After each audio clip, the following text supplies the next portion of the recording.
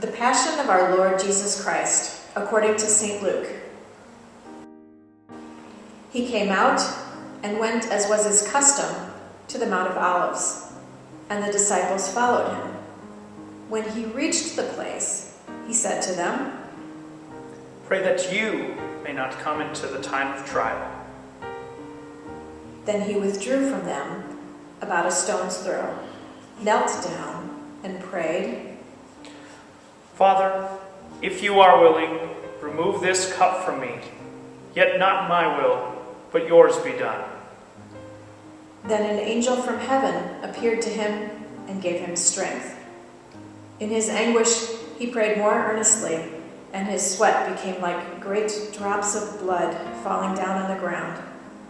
When he got up from prayer, he came to the disciples and found them sleeping because of grief. And he said to them, "Why are you sleeping? Get up and pray, that you may not come into the time of trial." While he was still speaking, suddenly a crowd came, and the one called Judas, one of the 12, was leading them. He approached Jesus to kiss him, but Jesus said to him, "Judas, is it with a kiss that you are betraying the Son of Man?" When those who were around him saw what was coming, they asked, "Lord, should we strike with the sword?" Then one of them struck the slave of the high priest and cut off his right ear. But Jesus said, "No more of this." And he touched his ear and healed him. Then Jesus said to the chief priests, the officers of the temple police, and the elders who had come for him, "Have you come out with swords and clubs as if I were a bandit? When I was with you day after day in the temple, you did not lay hands on me.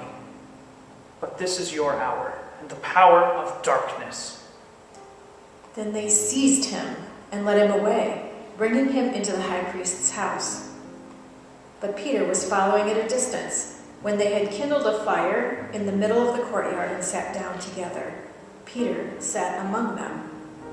Then a servant girl, seeing him in the firelight, stared at him and said, "This man also was with him." But he denied it, saying, "Woman, I do not know him." A little later, someone else, on seeing him, said, "You also are one of them." "Man, I am not." Then about an hour later, still another kept insisting, "Surely this man also was with him, for he is a Galilean." At that moment, while he was still speaking, the cock crowed. The Lord turned and looked at Peter, and then Peter remembered the word of the Lord, how he had said to him, "Before the cock crows today, you will deny me 3 times. And he went out and wept bitterly. Now the men who were holding Jesus began to mock him and beat him. They also blindfolded him and kept asking him, "Prophesy! Who is it that struck you?" They kept heaping many other insults on him. When day came, the assembly of the elders of the people, both chief priests and scribes, gathered together, and they brought him to their council. They said, "If you are the Messiah, tell us." If I tell you, you will not believe. And if I question you, you will not answer. But from now on, the Son of Man will be seated at the right hand of the power of God." "Are you then the Son of God?" You say that I am. "What further testimony do we need? We have heard it ourselves from his own lips." Then the assembly rose as a body and brought Jesus before Pilate. They began to accuse him, saying, "We found this man perverting our nation, forbidding us to pay taxes to the emperor, and saying that he himself is the Messiah, a king." "Are you the king of the Jews?" You say so. Then Pilate said to the chief priests and the crowds, "I find no basis for an accusation against this man. But they were insistent and said, He stirs up the people by teaching throughout all Judea, from Galilee where he began, even to this place. When Pilate heard this, he asked whether the man was a Galilean. And when he learned that he was under Herod's jurisdiction, he sent him off to Herod, who was himself in Jerusalem at that time. When Herod saw Jesus, he was very glad, for he had been wanting to see him for a long time, because he had heard about him and was hoping to see him perform some sign. He questioned him at length, but Jesus gave him no answer. The chief priests and the scribes stood by, vehemently accusing him. Even Herod, with his soldiers, treated him with contempt and mocked him. Then he put an elegant robe on him and sent him back to Pilate. That same day, Herod and Pilate became friends with each other. Before this, they had been enemies. Pilate then called together the chief priests, the leaders, and the people, and said to them, You brought me this man as one who was perverting the people. And here I have examined him in your presence, and have not found this man guilty of any of your charges against him. Neither has Herod, for he sent him back to us. Indeed, he has done nothing to deserve death. I will therefore have him flogged and release him. Then they all shouted out together, Away with this fellow! Release Barabbas for us! This was a man who had been put in prison for an insurrection that had taken place in the city and for murder. Pilate, wanting to release Jesus, addressed them again, but they kept shouting, Crucify! Crucify him! A third time he said to them, Why? What evil has he done?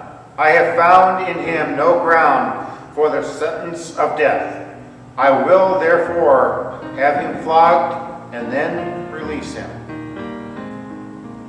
But they kept urgently demanding with loud shouts that he should be crucified, and their voices prevailed. So Pilate gave his verdict that their demand should be granted. He released the man they asked for, the one who had been put in prison for insurrection and murder, and he handed Jesus over as they wished. As they led him away, they seized a man, Simon of Cyrene, who was coming from the country, and they laid the cross on him and made him carry it behind Jesus. A great number of the people followed him, and among them were women who were beating their breasts and wailing for him. But Jesus turned to them and said, Daughters of Jerusalem, do not weep for me, but weep for yourselves and for your children. For the days are surely coming when they will say, Blessed are the barren, and the wombs that never bore, and the breasts that never nursed. Then they will begin to say to the mountains, Fall on us, and to the hills, Cover us. For if they do this when the wood is green, what will happen when it is dry? 2 others also, who were criminals, were led away to be put to death with him.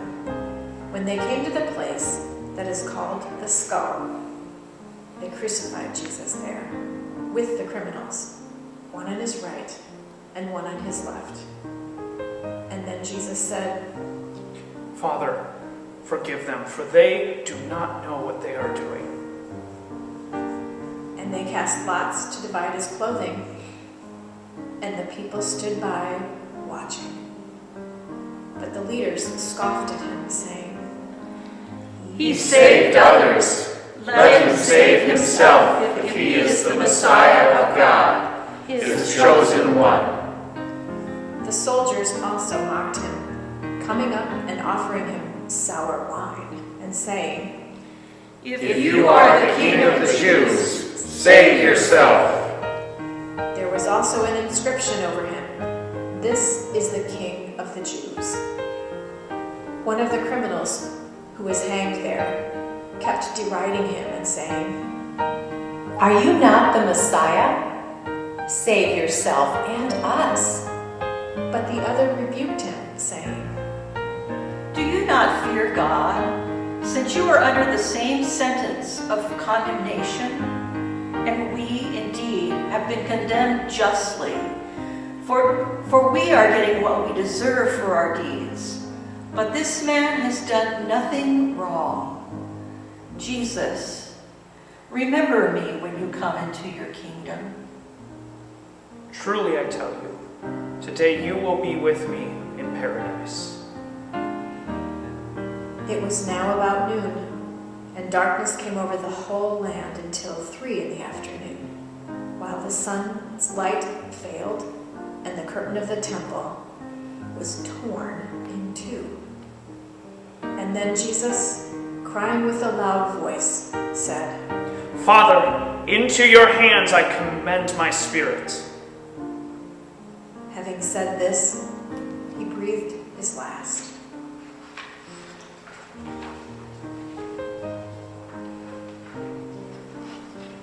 When the centurion saw what had taken place, he praised God and said, Certainly, this man was innocent. And when all the crowds who had gathered there for this spectacle saw what had taken place, they returned home, beating their breasts. But all his acquaintances, including the women who had followed him from Galilee, stood at a distance watching these things.